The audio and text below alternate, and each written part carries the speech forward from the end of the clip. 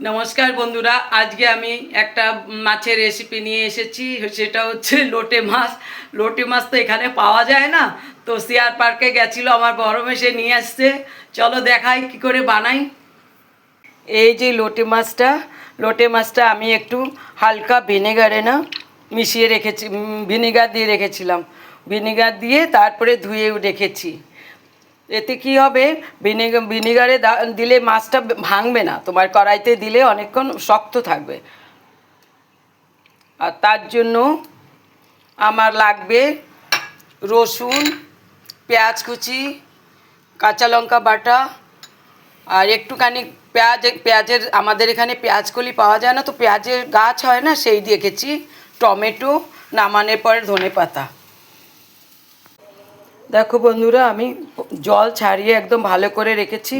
এইবারে আমি তেল দিয়ে দেব।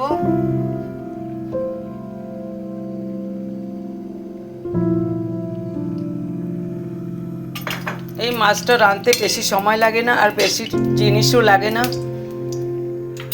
তো তেল কম করে দিই,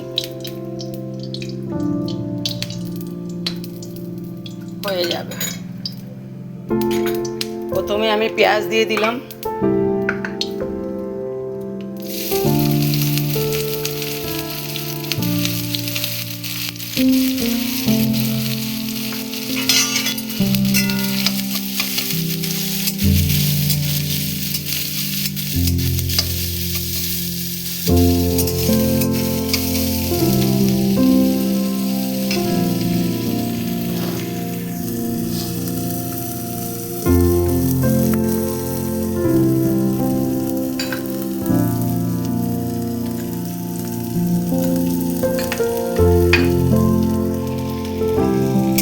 পেঁয়াজটা একটু ভাজা হয়ে গেলে ওর মধ্যে আমি একটু রসুন কুচি দিয়ে দেব।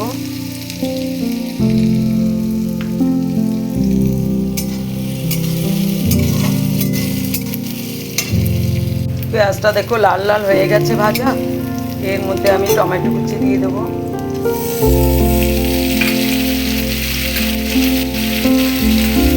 নুন দিয়ে দেবো।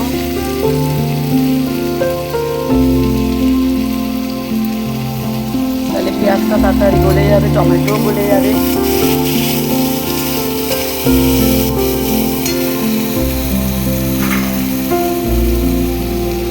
হলুদ দিয়ে দিলাম।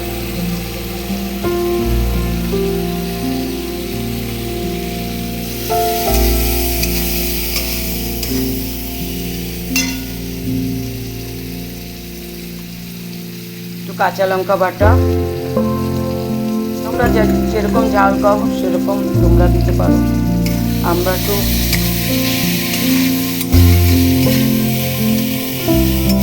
ঝাল কমই খাই।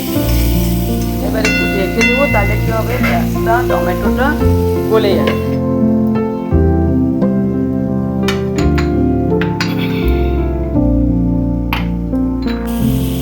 একটু দেখো ভাজা প্রায় হয়ে এসছে। একটু লাল মির্চ, কাশ্মীরি লাল মির্চ দিয়ে দিলাম। লাল লঙ্কা খাই না, তো তো একটু রঙের জন্য কাশ্মীরি লঙ্কা দিয়ে দিলাম।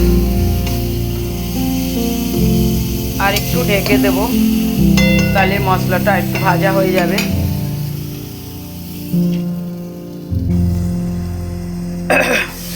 ঢাকনাটা উঠিয়ে নিলাম। দেখো প্রায় হয়েই গেছে মশলাটা দিয়ে। এইবারে আমি এর মধ্যে বলেছিলাম পেঁয়াজ দেবো। এখানে তো পেঁয়াজ কলি পাওয়া যায় না, পেঁয়াজের যে ছোট ছোট গাছগুলো হয় ওগুলোই। এইবারে সাথে আমি মাছটাও ঢেলে দেবো। এখন মশলা প্রায় কষানো হয়ে গেছে।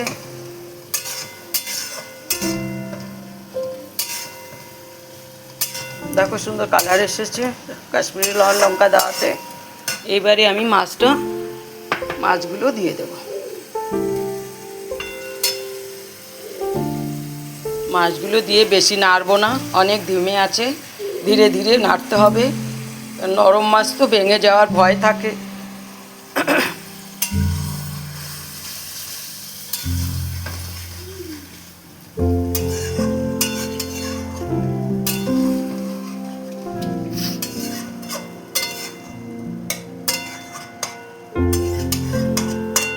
বেশি ধিমে আঁচে করবো না, একটু তেজ আঁচেই রাখবো।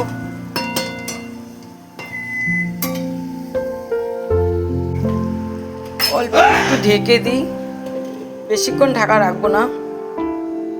দেখো বন্ধুরা, এতে বেশি ঢাকতে নেই, মাছটা নরম মাছ তো। তো দেখো একদম ভাঙেনি। একটু যদি তোমরা আগে ভিনেগারে রেখে দাও তো মাছটা ভাঙবে না। বাস এবারে তেজ আছে, মানে আঁচটা অনেক ধিমে আঁচে করবো না, ফুল আঁচেই থাকবে। এবারে ধীরে ধীরে মাছটা জলটা শুকিয়ে গেলেই আর ঢাকবো না। বাস একটু উপর দিয়ে ধনেপাতা দিয়ে দিচ্ছি এখন, আর নামানোর আগে আর একটু দিয়ে দেবো। আর একটু জল শুকিয়ে গেলে নামানোর আগে আর একটু দিয়ে দেবো।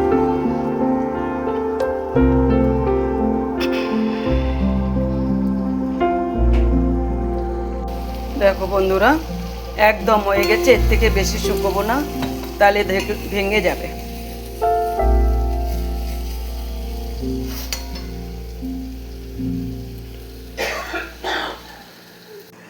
দেখো বন্ধুরা, মাছটা হয়ে গেছে, একদমই ভাঙেনি, খুব সুন্দর হয়েছে, জলও শুকিয়ে গেছে।